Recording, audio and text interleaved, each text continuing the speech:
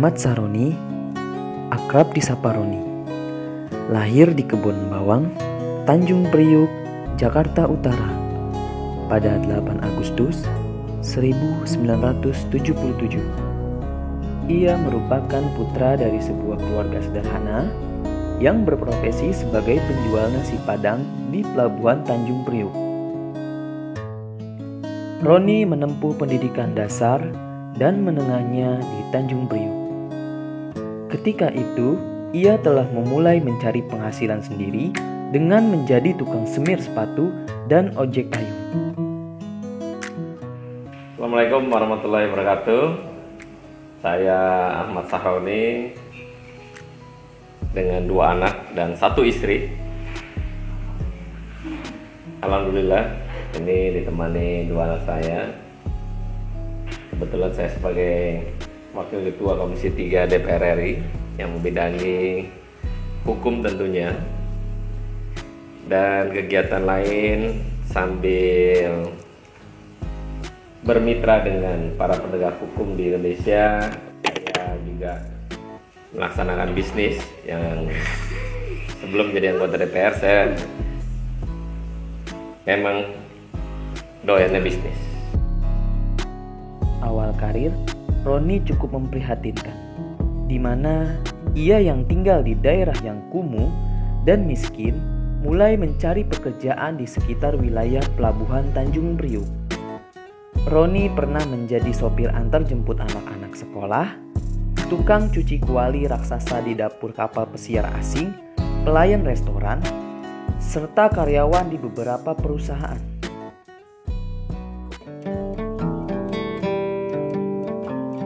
Terkait dengan pola proses kehidupan, dengan pola bertetangga atau bermasyarakat tentunya.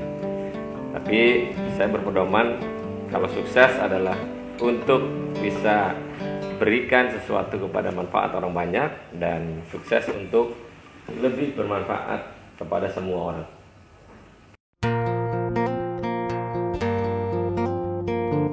Pada umumnya sama, tidaklah beda antara si miskin dan si kaya, bagaimana dalam berkeluarga bisa memberikan satu kebahagiaan tentunya kepada keluarga dan orang tua. Jangan diartikan berbeda antara si miskin dan si kaya, karena faktor daripada materi adalah faktor, bukan karena dominan untuk sesuatu hal di keluarga. Tapi dominan dalam berkeluarga, bagaimana kita memberikan sesuatu yang luar biasa kepada anak istri tentunya. Bagaimana memberikan kenyamanan. Bagaimana kita memberikan satu ruang bahwa rumah adalah tempat kita untuk mengademkan pikiran. Kalau sudah terlaksana, maka itu jadi acuan untuk kita bekerja. Tidaklah semua dalam rumah tangga sempurna. Ada sesuatu hal yang mungkin ada yang berbeda atau ada kekurangan yang dimiliki satu sama lain.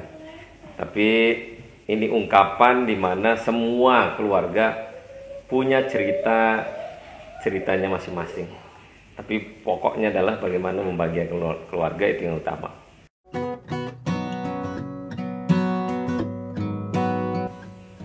Kebetulan yang didik anak-anak saya, istri saya.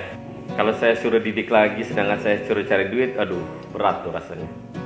Tapi saya percayakan kepada istri, dan tentunya mudah-mudahan putra-putri saya bisa bersama-sama dengan orang tuanya. Yang utama dia humble terhadap orang dan ramah terhadap om tantenya juga teman-temannya. Itu domain dasar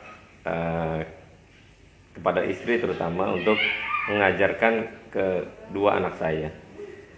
Karena banyak orang juga anaknya bandel dan tidak menghargai orang misalnya.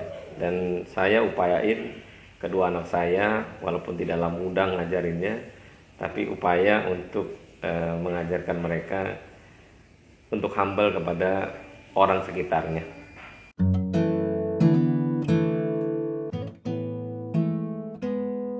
Pada umumnya normal ya, tapi saya pedoman kepada anak istri, orang tua dan mertua terutama.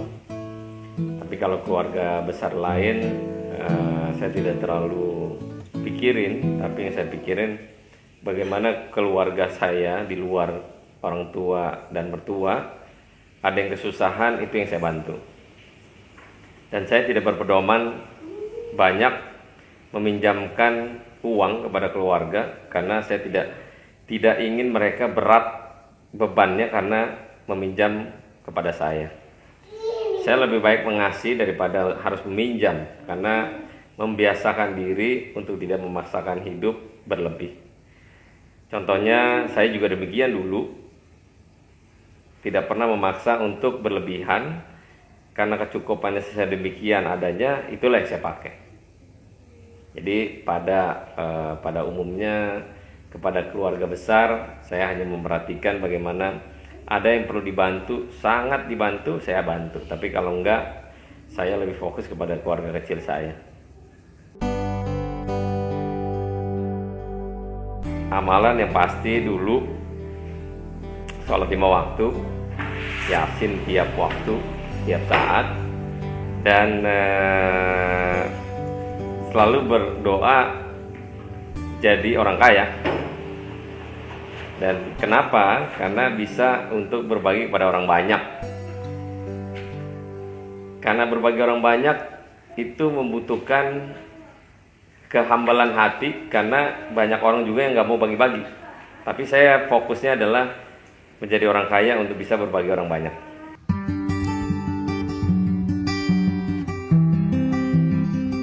Nah, kalau untuk bangunan masjid, ada salah satu daerah yang kebetulan istri saya yang kasih pada saat ulang tahun.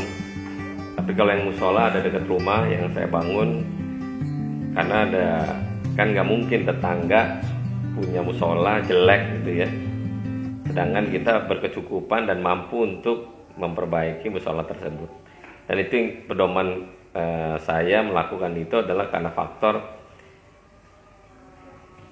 tidaklah etis kalau kita mampu tapi tidak mau memberikan sesuatu rumah ibadah yang cukup tentunya.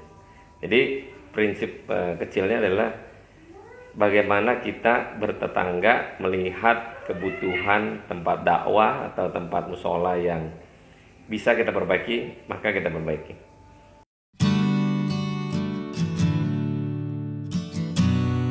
Hal-hal yang sekarang mungkin orang lihat cuman enaknya doang, tapi kan proses kehidupan yang gue jalanin lah cukuplah lumayan. Walaupun kelihatan sekarang orang hanya melihat materi itu adalah sifat final akhir saja, tapi kan nggak mungkin tiba-tiba gue begini kalau tanpa proses. Nah proses itu yang gue cukup jalanin ya sambil nikmati ya. Dalam perjalanannya alhamdulillah sampai sekarang juga emang dipikir enak-enak, belum tentu juga. Kan banyak pikiran-pikiran yang tidak bisa gue ungkapin dalam media sosial misalnya. Yang bisa rasain cuma gue doang. Yang bisa ngelihat gue lagi pusing atau lagi punya pikiran ya bini gue. Kalau orang ngelihatnya pasti ngeliatnya gue seneng-seneng aja dengan fasilitas yang ada lah. Tapi jangan dilihat dari kemewahan yang dimiliki, tapi barang-barang yang gue punya adalah barang-barang investasi yang bisa dijual, punya nilai atau value yang cukup luar biasa. Nah inilah investasi yang gue pegang, yang gue beli, di masanya pasti akan terus-menerus naik harganya. Jadi Presiden Republik Indonesia. Mau jadi mau enggak itu urusan lain. Tapi mimpi adalah bagian dari doa.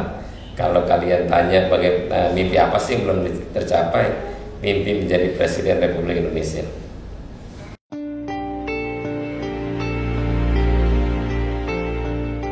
pesannya kepada seluruh remaja masjid di Indonesia terutama, belajar bersakit hati dahulu dan belajar menerima zolim dari orang lain, dan belajar fokus kepada doa supaya doa diterima oleh Maha Kuasa.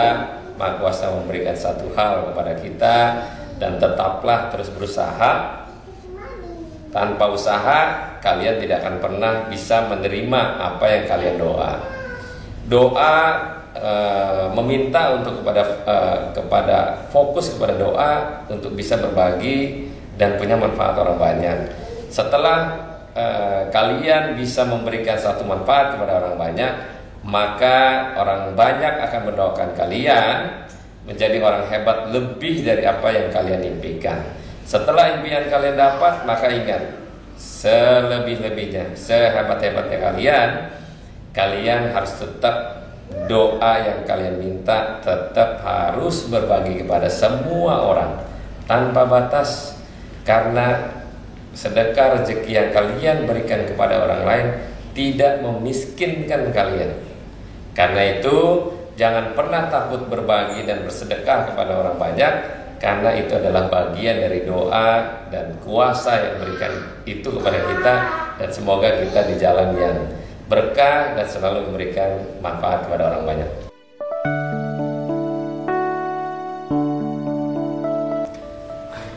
Sejagat raya, teman-teman remaja masjid di Indonesia, pesan saya adalah jangan pernah lupa dengan mimpi. Jangan pernah merasa mimpi itu adalah bagian yang tidak mungkin kita tidak akan pernah dapat. Jadikanlah mimpi adalah bagian dari doa, maka doa itu akan bisa diterima yang Maha Kuasa untuk bisa mendapatkan mimpi-mimpi yang kita mau dan kita inginkan. Jangan pernah ragu, karena selama mimpi itu nggak bayar, kalian pasti bisa lakukan hal yang sama dengan saya.